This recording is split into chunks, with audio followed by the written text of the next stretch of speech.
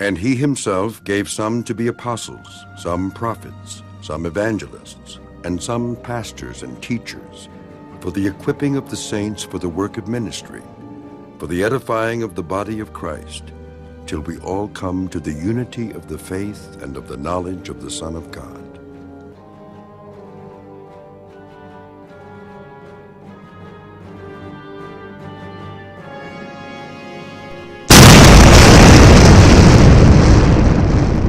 The revelation of Jesus Christ.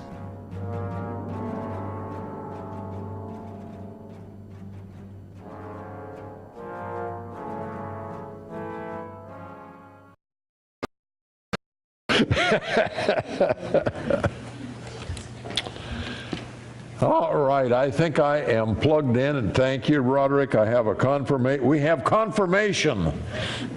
It's coming through. We are in 12:12, Revelation chapter 12 and verse 12. And it's the dragon pursuing the woman. The dragon could not continue to pursue the child. The child was caught up into heaven. So the dragon is turning its attention on the woman.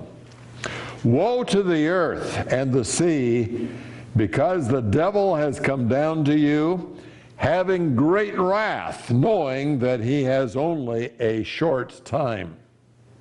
And when the dragon saw that he was thrown down to the earth, he persecuted the woman who gave birth to the male child. Woe to the earth. This is not, as some have suggested, the third woe. You remember that back when we were dealing with the last three trumpet judgments, there were three woes because the trumpets yet to be sounded, and we've had the announcement of the third trumpet, and some have looked at this and said, this is the third woe. But no, it is not. That woe stems from the judgment of God. The fifth trumpet was the judgment of God. Woe to the earth because of God's judgment.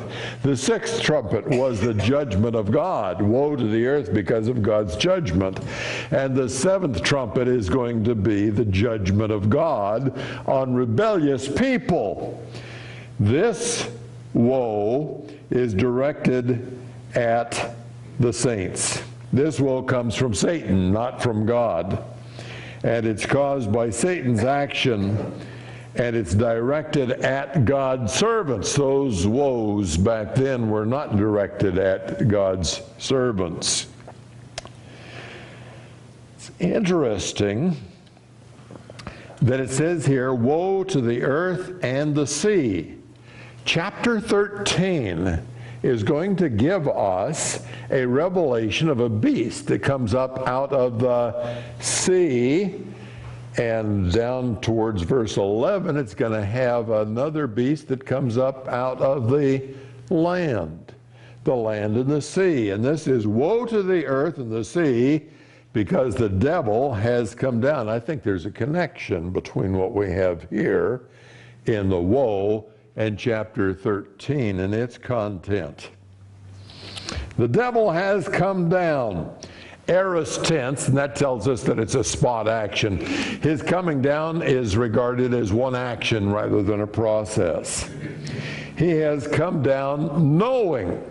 Present tense, that's a flow of action, and it tells us what the devil was thinking as he was coming down.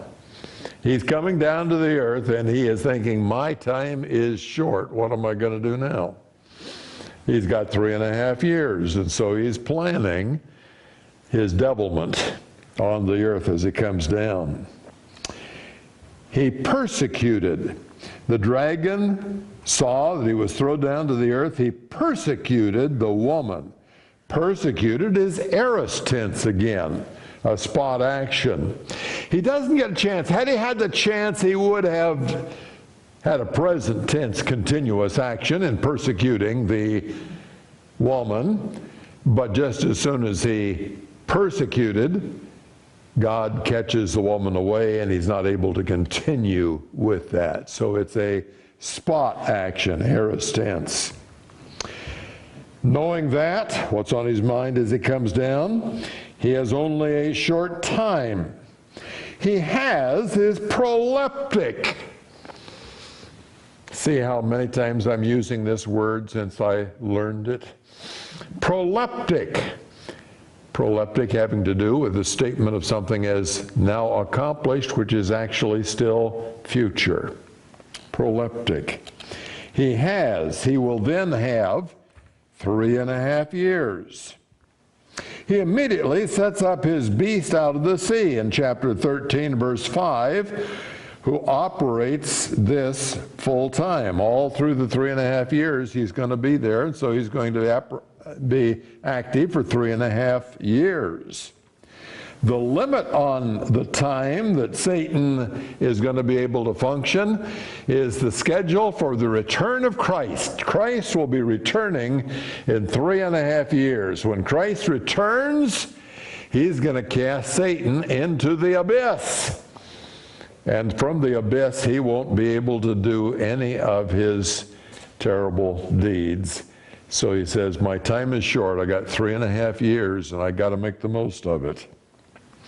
And after that, he is allowed to come up for just a little while after 1,000 years, and then he comes up and rebels, and then he is cast into hell forever and ever and ever and ever and ever.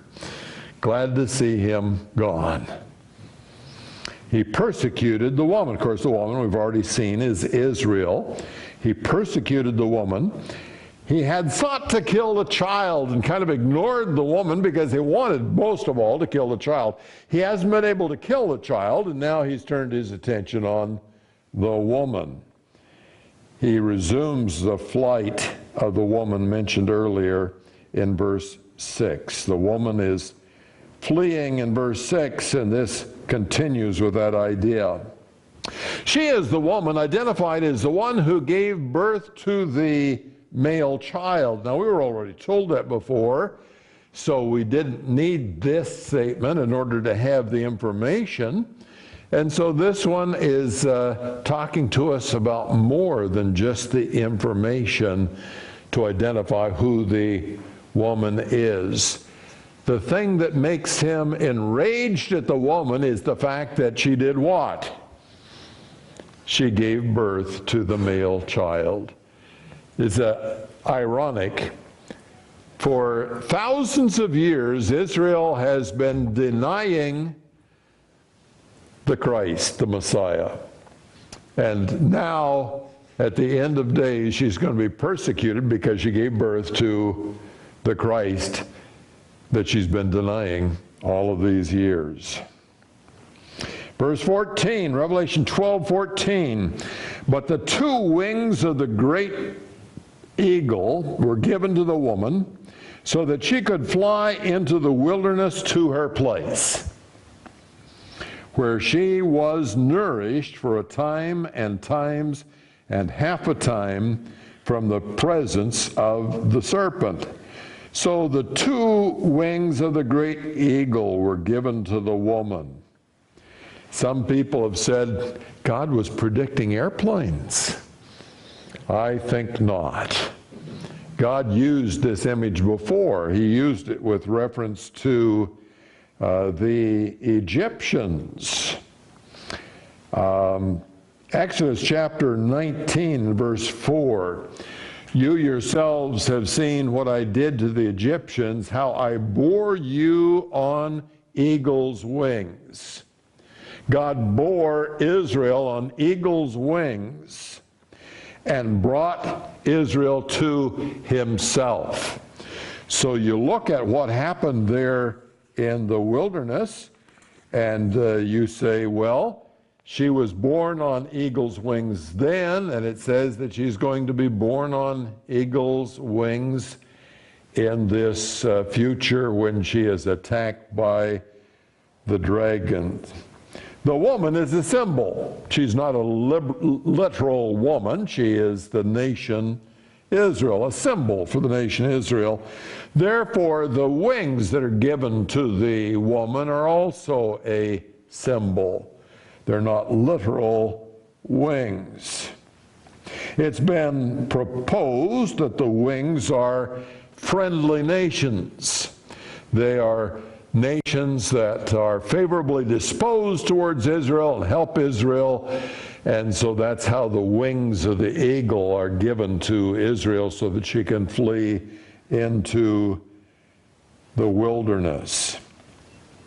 The wings of the Exodus, however, would suggest to us a different way to think about this, because the wings involved plagues. The plagues broke out to break her loose. Part of her going, part of the wings, was that the 10 plagues caused the Egyptians to expel her. The wings back then involved a sea being dried up so that they could go across. The Red Sea was dried up and they walked across on dry ground. That was part of the wings. The symbol of the wings represented the sea being dried up in part. Bitter water was turned sweet so that they could drink it. Water was brought forth from a rock. When Moses' hands were held up, they had victory in war. When they were let down, the battle went in the other direction. A pillar of cloud led them by day, and a fire lit them by night. And all of these things had to do with the wings that are described very clearly as being God leading Israel out of Egypt on the wings of an eagle. And once again, we have the wings of an eagle. And I think that the wings of an eagle for this future time are going to be a symbol like the wings were a symbol back then. God will do the various things that are necessary in order to get her to the place of safety. The wings were given. That's a passive. It doesn't tell us who did it. It just tells us that it was done. Of course, we know who gives the wings to them, don't we? No question about it. That was God that grants them to fulfill his own purpose. The escape into the wilderness I take to be literal. We've been talking about some figurative things here. She's going to escape to the wilderness. Christ in the Gospels told us, that is, Christ told us, it was recorded in the Gospels, that she would flee to the mountain. And of course, that probably means there's a mountain in the wilderness, and there's going to be this mountain in the wilderness for her to flee to. The wilderness includes the mountains, where she's going to be nourished. It's going to be important for her to be nourished because Satan is not inclined to enable her to get food. And so he's going to require the mark of the beast in order to buy and sell. You won't be able to buy and sell food unless you have the mark of the beast.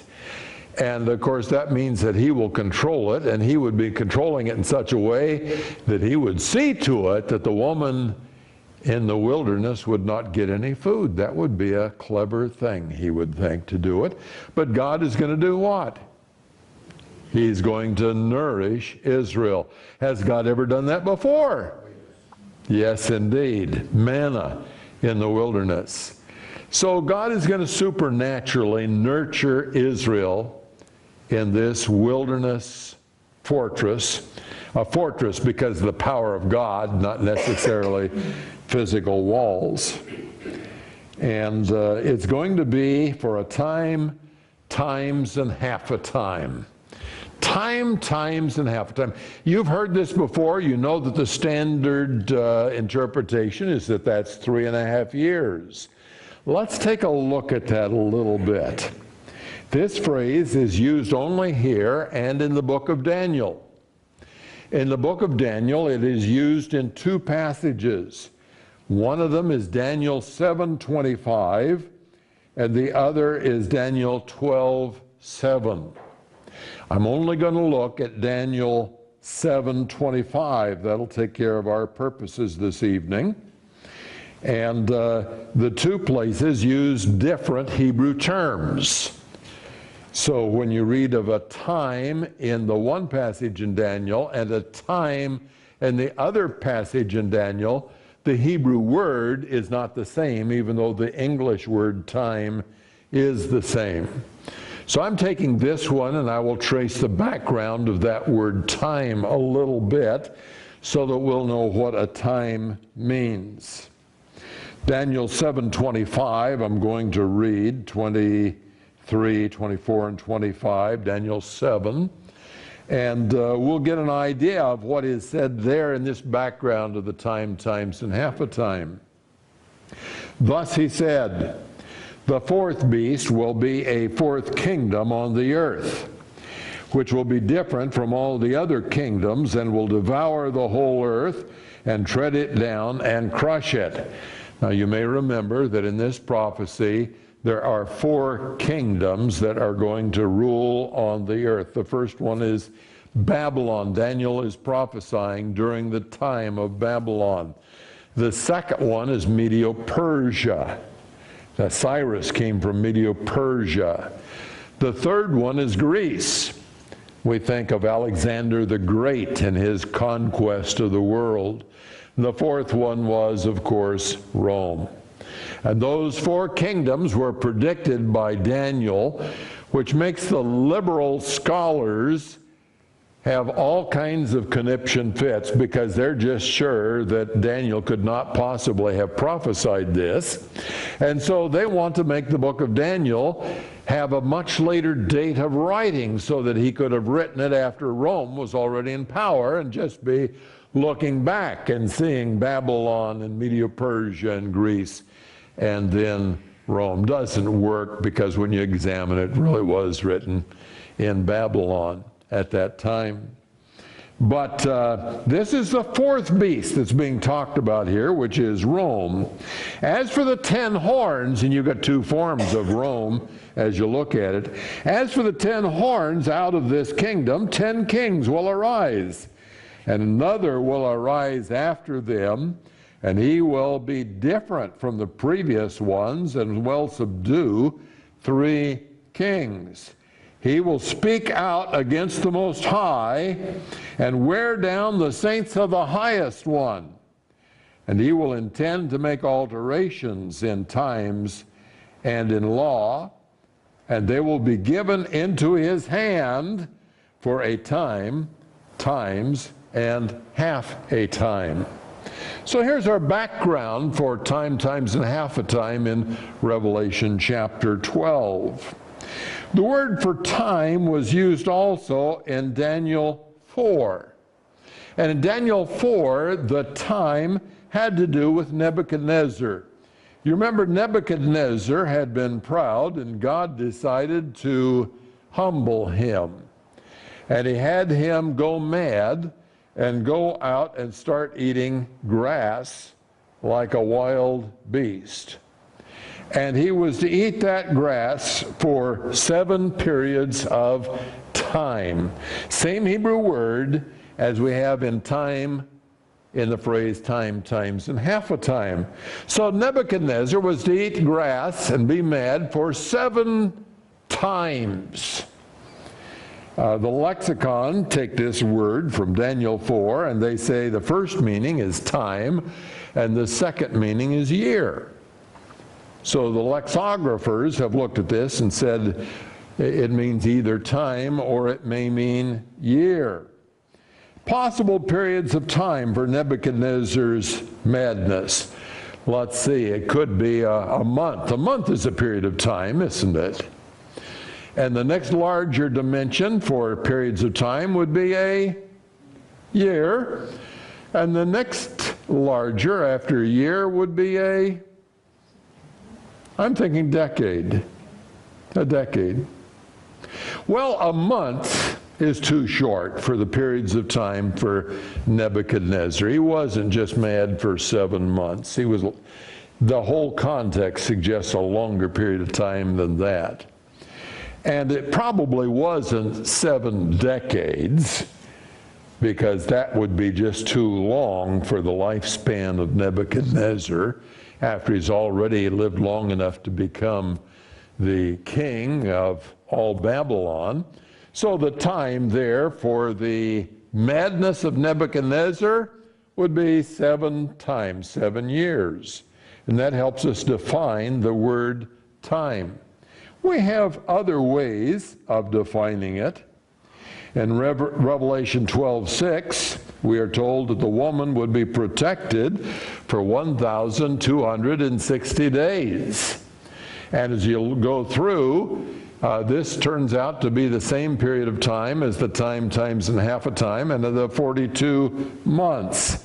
1,260 days is 3.5 years, because in prophecy, a year has 360 days. The year in prophecy is always 360 days. It is not 365. It's 360. How do we know that?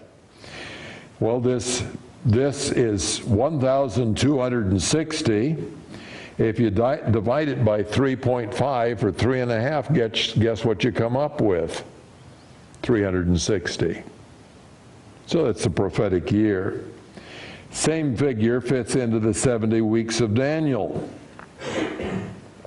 70 weeks of Daniel are determined, and there are scholars that have taken a whole lot of time to figure that out, from the time that the decree went forth for them to return until the time of the crucifixion of Christ. And it comes out, calculating 360 years for 360 days for a year, comes out to the very day of the crucifixion of Christ in Daniel's 70 weeks. So a time being 1 year, and times being 2 years, and half a time being a half a year, you have a 3.5 year period of time, you have 1,260 days, and you have 42 months. Isn't it interesting the way that God gives us 3 different ways of expressing the same period of time? We'd have a harder time, different use of the word time, we'd have a harder time interpreting the meaning if God had only given it to us one way, wouldn't we? But He gave it to us 3 ways, and so we can understand. This event then is 3.5 years. They will be given into His hand for a time, times, and half a time. And this event is the same time as the holy city is tread underfoot. In Revelation 11:2, we were told that the holy city would be tread underfoot for 3.5 years.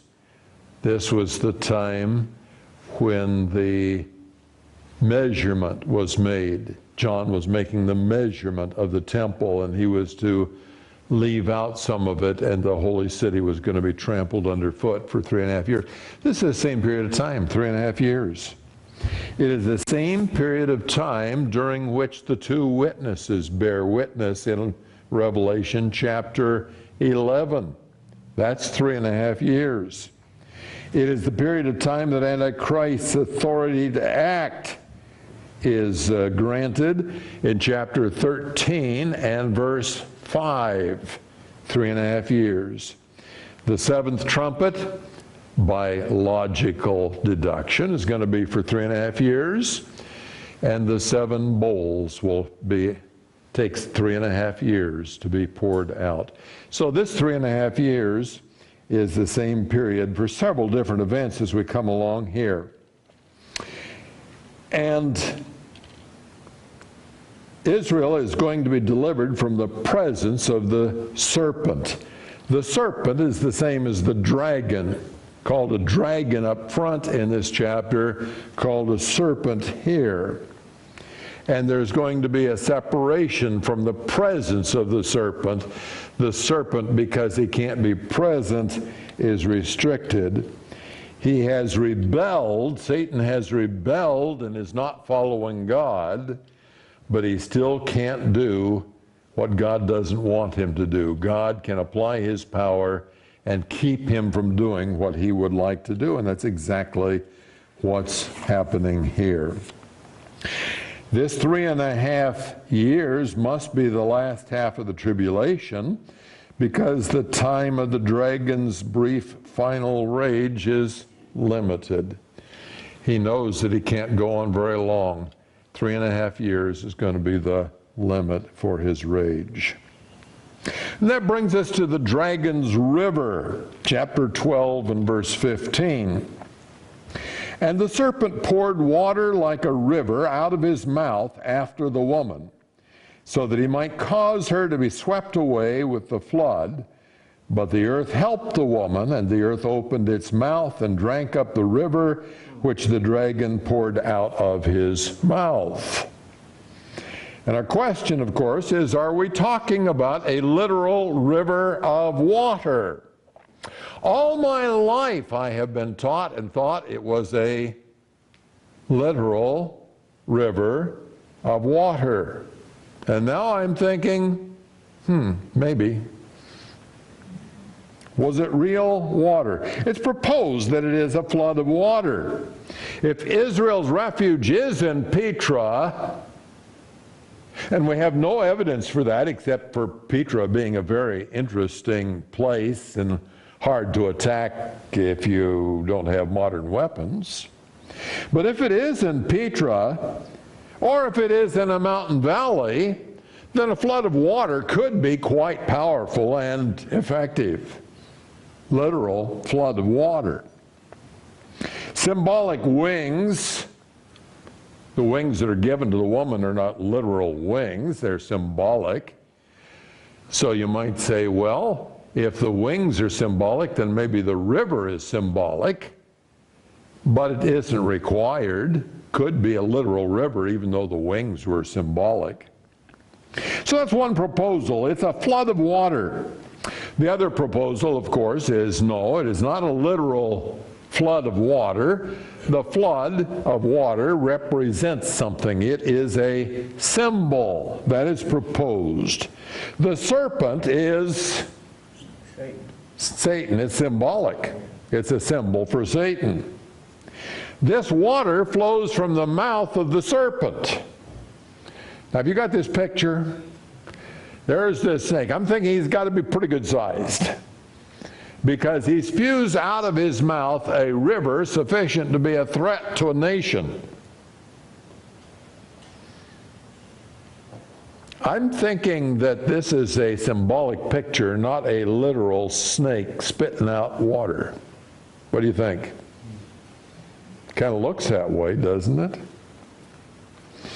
A river from the mouth of a serpent doesn't seem to me to make good sense. Therefore, it should be symbolic. The wings are symbolic, therefore the flood at least may be symbolic. Somebody argues that the shape of the land of Israel is such that it would be awfully hard to drown a people with a flood.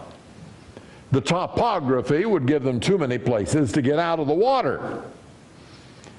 But the woman has fled away. We don't know that she's in Israel at all, so the topography of Israel really doesn't have anything to do with it, one way or the other.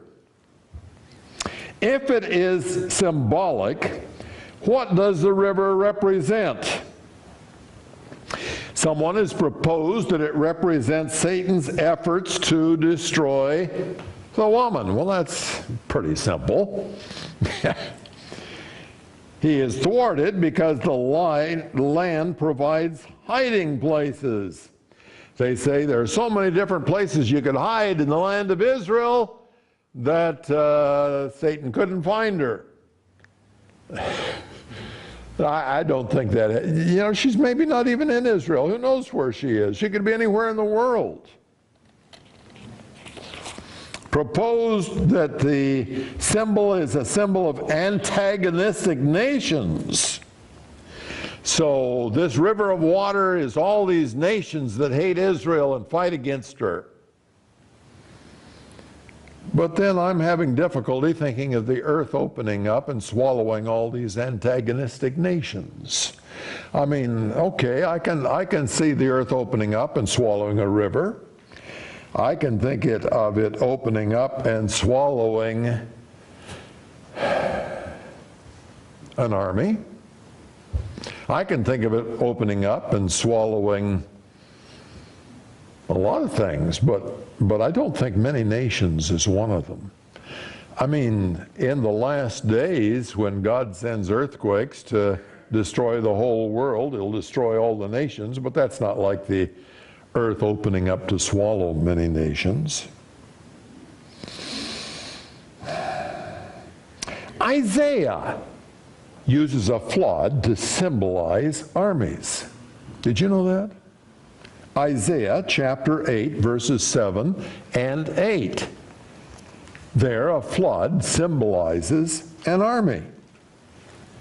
Isaiah 8, 7. Now therefore, behold, the Lord is about to bring on them the strong and abundant waters of the Euphrates, even the king of Assyria, and all his glory. And it will rise up over all its channels and go over all its banks. Then it will sweep on into Judah. It will overflow and pass through. It will reach even to the neck, and the spread of its wings will fill the breadth of your land, O Emmanuel. Here's a mighty flow. It's a flow from the river Euphrates. It's seen as a flood to cover Israel. But in historical fact, that was a symbol. The flood from the Euphrates was a symbol for the attack of the armies of Babylon. So we have a precedent for a symbolic meaning of a flood of water being an army of enemies. Korah was swallowed. Earth opened up, swallowed Korah and his family and his household goods and everything. Just a little bit bigger opening to swallow an army. The flood may be literal water. The flood may be symbolic armies, yes, otherwise known as armies. Some powerful action of Satan threatens the Jewish people. Could be literal water, could be symbolic. In any case, God protects them. Our conclusion is the answer is uncertain. I don't like that. I'd rather for the answer to go one way or the other. But there's evidence on both sides, and we can't be sure which one is correct. The earth drank up the river. That's an aorist tense. You might think a river that size, it would be kind of an ongoing, flowing thing. Drank up, drank up, drank up, but God just looks at the event, and here, gone. The dragon wars against the rest. Oh, this is going to be a long section when we talk about the rest. Who are this rest? The nation, the woman, is protected from this river. Satan is frustrated and enraged. He's going after the rest of her children. Who are the rest of her children? Tune in next week.